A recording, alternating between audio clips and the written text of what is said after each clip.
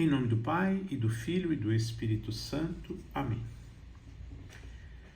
De nenhum dos grandes santos penitentes, a Igreja celebra a conversão como a de São Paulo. E uma das razões é a excelência de todas as virtudes que nosso Senhor lhe comunicou, fazendo-o de perseguidor em apóstolo, e apóstolo por excelência. Um dos maiores santos do firmamento católico, São Paulo, diz-nos que era judeu, nascido na ilustre Tarso, na Cilícia, na Ásia, conforme Atos 21:39, de pai cidadão romano, conforme Atos 22, 26 a 28, de uma família na qual a pureza de consciência era hereditária, conforme 2 Timóteo 1:3, muito apegado às tradições e observâncias dos fariseus, conforme Filipenses 3, 5 e 6. Como pertencia à tribo de Benjamim, foi-lhe dado o nome de Saul ou Saulo, muito comum nessa tribo em memória do primeiro rei dos judeus. Como todo judeu respeitável tinha de ensinar aos filhos uma profissão, o jovem Saulo aprendeu a tecer os fios dos quais eram feitas as tendas e a confeccioná-las, o que lhe seria de muita utilidade no futuro. Ainda muito jovem, foi enviado para Jerusalém, para ser formado na escola de Gamaliel. Formado na tradição dos fariseus, que até exageravam o cumprimento das exterioridades da lei, o seu fanatismo ardente, que nada podia moderar, iria chocar com o cristianismo nascente. A doutrina deste, dotada de força e vida, ameaçava tudo conquistar para Cristo, o que preocupava muito Saulo, que não hesitava em se opor com todas as suas forças e até pela violência a essa marcha conquistadora, conforme narram os Atos dos Apóstolos, capítulo 9, versículos 1 e 2.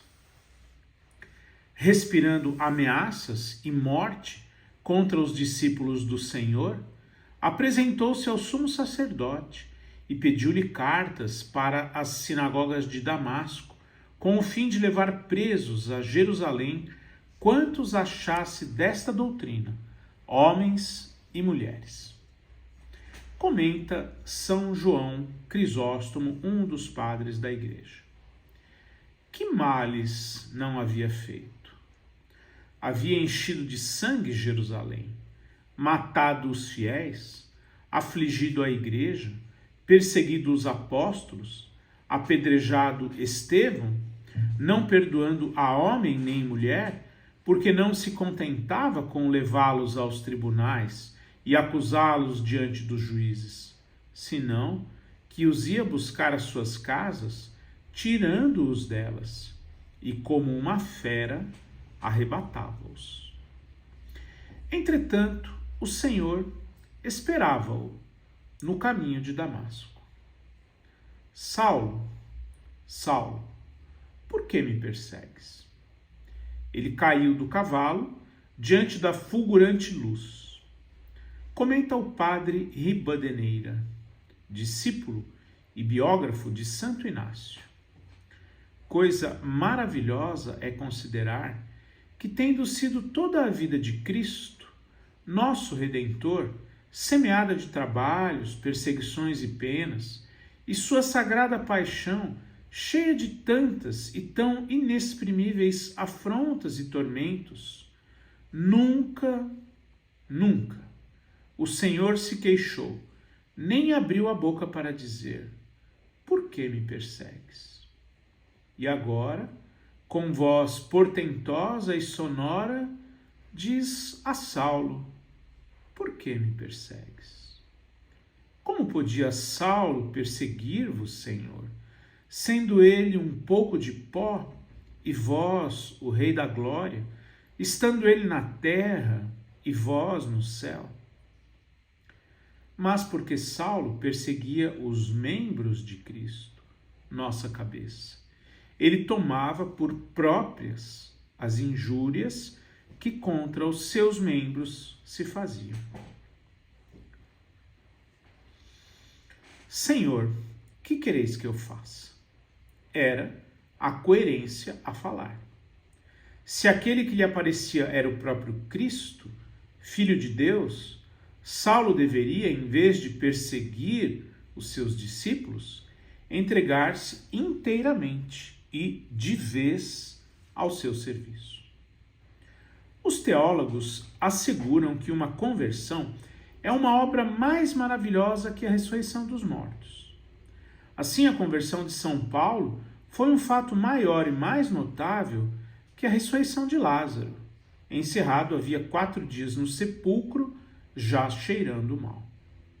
Para Santo Agostinho, se a ressurreição de um morto e a conversão de um pecador são obras de igual poder, a conversão é obra de maior misericórdia. Se isto se pode dizer de qualquer conversão, mais se pode dizer da de São Paulo, como afirma o padre Giri em Vies des Saints. Com efeito, se todas as outras são milagrosas, estando elevadas acima da ordem da natureza, esta o é na mesma ordem da graça, sendo como um milagre estabelecido sobre outros milagres. O que parecerá evidente se considerarem tanto os efeitos que produziu, quanto os grandes frutos que a Igreja dela tirou. A conversão de São Paulo foi também, como afirma o escritor Daniel Hobbes, um prodigioso acontecimento, de incalculável importância, sem o qual todo o futuro do cristianismo teria mudado de feição. A transformação foi nele radical e completa. O que havia odiado passa da noite para o dia a adorar. E a causa que combatera com toda a violência vai, igualmente com toda a violência, servi-la de futuro. Num segundo. E na pista do deserto, Deus vencera o adversário e ligá-lo-ia a si, para todo o sempre. Arrebatado ao terceiro céu, São Paulo viu com os olhos da alma tudo o que Cristo havia padecido e obrado na terra e os íntimos pensamentos, dores, afetos e desejos do seu amantíssimo coração. Acima de tudo, foi ensinado diretamente pelo próprio nosso Senhor, pelo que pôde afirmar: o evangelho que preguei não é coisa de homens, pois não o recebi nem aprendi de homem algum, mas por revelação de Jesus Cristo. Depois de ter sido arrebatado aos céus, passou a viver somente em função da vida futura. A nossa conversação está no céu, e minha vida é Cristo, e morrer por ele é lucro para mim. Pois vivo, mas não sou eu quem vive, mas Cristo que vive em mim. Que gênio, que potentado, que erudito, quem na terra, a não ser ele, São Paulo, pôde dizer algo semelhante? São Paulo, apóstolo, rogai por nós.